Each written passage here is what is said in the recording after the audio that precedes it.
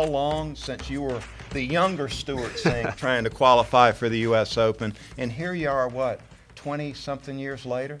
Yeah, 27 years between the first time I ever tried to qualify for the U.S. Open and got through at those two exact courses.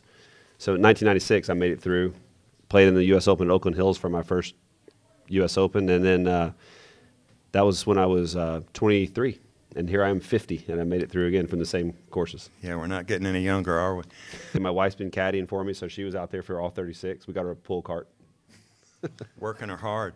She's a pretty strong negotiator. Yeah. She's in a very strong negotiating position, I would say. She said, little bag and pull cart, or I don't do it. I'm glad I'm not Monahan today, having to deal with these players. I don't think you want to be Monahan for the last 3 years. Put us in the room with that meeting he had yesterday with the players, and give us a little glimpse behind the scenes of what's going on here. I think inside that room, and I don't know because I haven't talked to anybody who was there. I didn't listen in or anything, but if I had to imagine, it would probably look like this.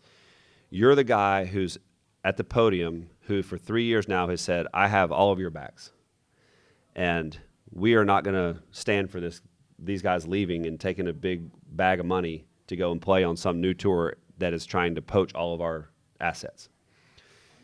And all of those players are now sitting in that room saying, but you said ... And now we're going to let those guys walk back in with their bags of cash that we refused on whatever grounds you want to say.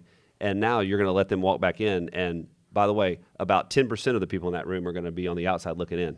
I just knew I had to prepare myself for going into a playoff, and that a playoff in which everybody on the planet was going to be pulling for Tom Watson and not me. So mentally, I had to be like, now what am I going to do? And so I came up with this great plan. I planned to get to the tee second, not first, because I didn't want to just be standing there while Tom Watson walked up and everybody's like, come on, Tom, you can beat this guy. We don't care about him. We love you. You know, basically all those things. It was a porta-john about 60 yards off the tee, kind of off in the bushes. So I'm like, that's my plan. I'm going to go wait it out. So we got in the cart and we took off. Everybody's going the same direction. And long about where we crossed the fourth or the third fairway, I told the driver, like, we're going to go to the porta-john. It's a little to the right. And she's like, no, we have to go straight to the tee. And I was like, we're going to the porta-john. We're going over these rough patches of rough, and the grass is this tall. We go over some fairway. Next thing we know, we come over this hill, and there's gallery stakes up. And she crests this hill, and the rope is out there, and we're going fast. And it's the cart without a top. And I see this rope, and it's like, she's not going to stop.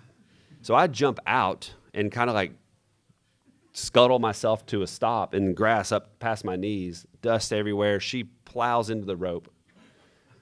Steering column, rope lodges under there. The poles come out of the ground flying everywhere. There's dust.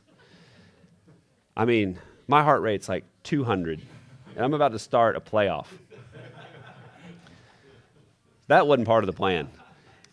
But I was still on the plan because I could see the porta-john. It was just right there. We almost made it to the porta-john. I grew up in Alabama, up close to Memphis, and I was a good student. I never had much struggle in school, in high school. I didn't try or apply myself that much, and I made A's. And so back then, that was enough to get you into a place like Georgia Tech. I don't think it would today. They would look at my high school resume and say, great job with all the A's, but what else did you do? Play golf. I played golf. Yeah. And you had a marvelous career, 3 of the 4 years All-American, won the Haskins and the Nicklaus Award, going to the nation's top player. Yeah, it was a good run. A lot changed for me during my college life. I picked up a wife and a child, and got married. Settled you down quick. A little bit, yeah. Learned how to organize my time a little bit better, certainly. But I did graduate. My wife and I graduated in '95 with a almost 2-year-old, and so we were starting our family a little earlier than most.